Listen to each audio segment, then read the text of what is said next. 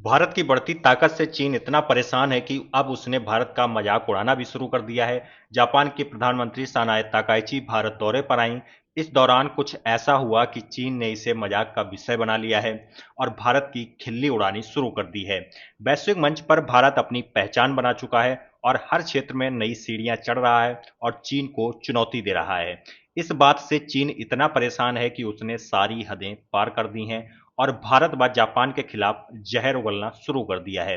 पहले तो उसने कहा कि जापान से करीबी बढ़ाने से भारत को कोई फायदा नहीं मिलेगा और उसने भारत जापान की दोस्ती को गुटबाजी करार दिया।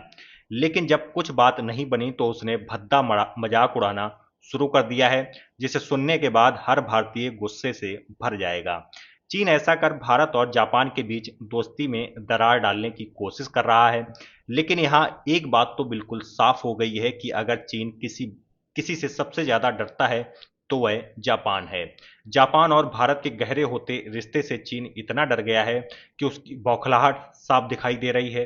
जापान की प्रधानमंत्री की दिल्ली यात्रा पर जब कुछ नेगेटिव नहीं मिला तो चीन ने पानी को मुद्दा बना लिया है ताकि भारतीयों को जापान के प्रति भड़काया जा सके।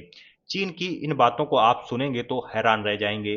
चीन को भारत के साथ साथ जापान की जियोपॉलिटिक्स में बढ़ती सक्रियता बिल्कुल पसंद नहीं आ रही है। वह नहीं चाहता है कि जापान प्रभावी बने और उसकी महाशक्ति को चुनौती दे, क्योंकि वह खुद को क्षेत्र का 30 मार खा समझता है। मौजूदा जापान की प्रधानमंत्री ताकाइची जिस तरह भारत समेत अन्य देशों के साथ रिश्ते मजबूत कर रही हैं, इस बात से चीन इतना परेशान है कि वह ताकाइची के हाव भाव का भी मजाक उड़ाता है। ताकाइची की नम्रता को उसने मजाक का विषय बना लिया है। लेकिन अब हद तो यहां तक हो गई, जब ताकाइची भारत दौरे पर आई तो चीन ने भारत का मजाक उड़ाना शुरू कर दिया है।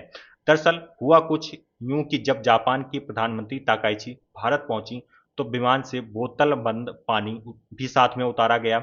चीन ने इस बात को इतनी हवा दी कि उसका कहना है कि जापान की प्रधानमंत्री ने दिल्ली में स्थानीय नल का पानी तक नहीं पिया। यही नहीं, प्रोपेगेंडा फैलाने के लिए चीन इतना आगे बढ़ गया कि उसने दावा किया है कि ताकाइची ने कुल्ला करने के लिए भी नल के पानी का इस्तेमाल नहीं किया होगा, बल्कि बोतलबंद मिनरल वाटर का इस्तेमाल किया होगा। चीन के सरकारी मीडिया ग्लोबल टाइम्स ने भी दावा किया कि जापानी प्रतिनिधिमंडल की ओर से साफ सफाई के लिए कड़े निर्देश दिए गए थे। चीन का दावा है कि जापान से नई दिल्ली के लिए रवाना होने से पहले विमान में बड़ी मात्रा में मिनरल वाटर लादा गया था। इस तरह के दावे कर चीन भारत को जापान के खिलाफ भड़काना चाहता है। अब सवाल है कि आखिर चीन जापान से इतना चिढ़ क्यों रहा है।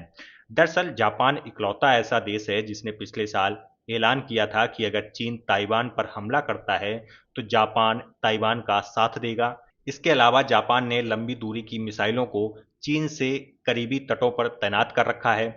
प्रधानमंत्री सनाए ताकाइची चीन पर हमलावर रही हैं। यही वजह है कि चीन मौजूदा प्रधानमंत्री ताकाइची को लेकर इस तरह के दावे करता रहता है।